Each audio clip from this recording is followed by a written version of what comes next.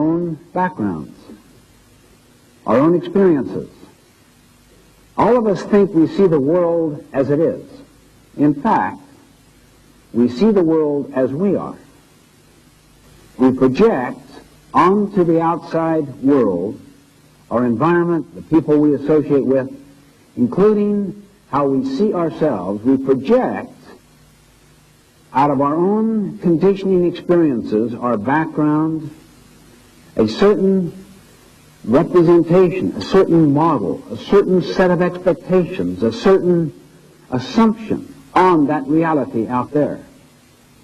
And we think that's the way it is.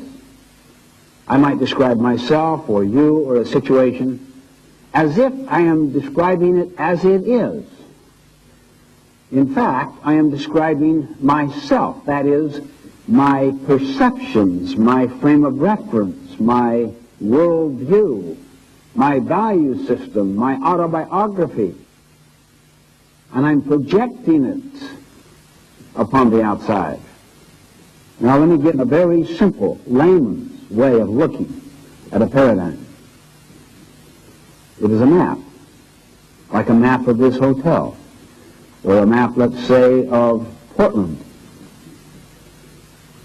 I'll ask this gentleman.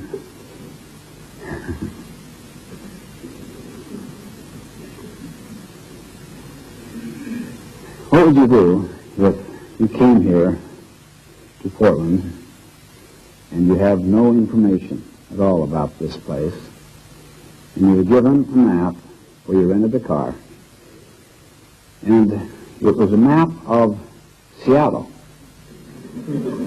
but on the top it said Portland? What would you do? So you don't know otherwise. Never been here, you have no other source of information. I would hopefully ask for a little bit more direction than just what's on that map. Maybe have them start me out. Well, the person at the desk said, "Sorry, sir, that's all we have. And it's late at night. Good luck to you. Here's the keys to your car. It's right across the street. It's in number 14. And if you follow this map, you'll be able to find this hotel that you want to get to." Okay, now just assume that you call your buddy here up on the phone, and he knows that you've got that map, and he says to you, what's your first name? Keith. Keith, try harder. You're tired. So now you double your speed. What's going to happen? I'm going to get nowhere twice as fast. You call him back in a state of total despair and discouragement, and you say to him, "I have never been so confused and so lost in my life, and I am following this map to the hill. And I have doubled my speed. I'm lost twice as fast."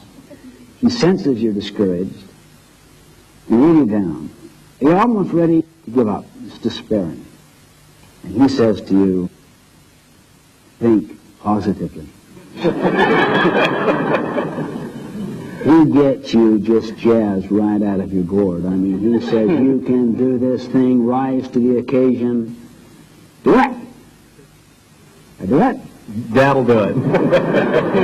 Now you don't even care you're lost, right? That's right. I'm happy lost. That's what a paradigm is. You see, a paradigm is the map you have in your mind. Once you have an accurate map, then your behavior, your attitude matter. See, what we call maps are usually assumptions. Assumptions of the way things are. Assumptions of the way things are represent just, that's what reality is. You don't question them. I remember I was giving a speech a little while back, and there was someone on the front row just constantly talking to another person. And my mother was 2 rows behind, and she was so upset that here her precious son was being so ignored, so blatantly, so openly, constantly, and would not end. From the very moment I began to the end of my speech, just constant talking. And it just totally discombobulated her own listening, and she felt like taking her purse and reaching 2 rows ahead. Anyway, she went up afterwards to the person that was running the conference and, did you see that? Did you see what was happening? Can you believe that right there on the front row? Yeah, I know. She's Korean. That's her translator.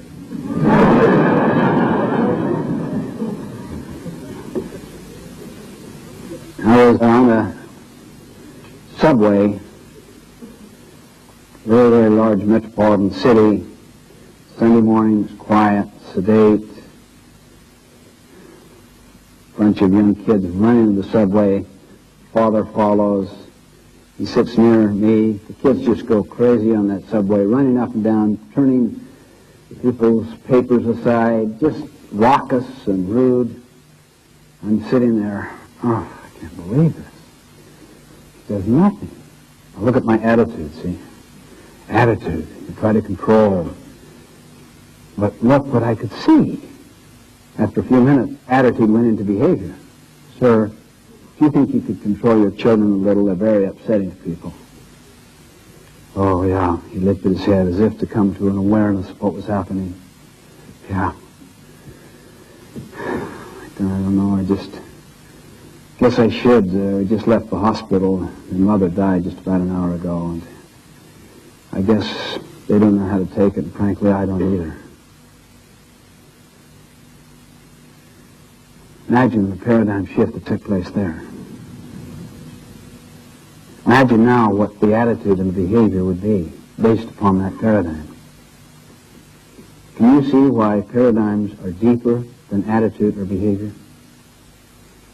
And you know, even though we're talking here in personal and interpersonal ways, the same thing takes place throughout our whole society. Thomas Kuhn, in his brilliant book, The Structure of Scientific Revolutions,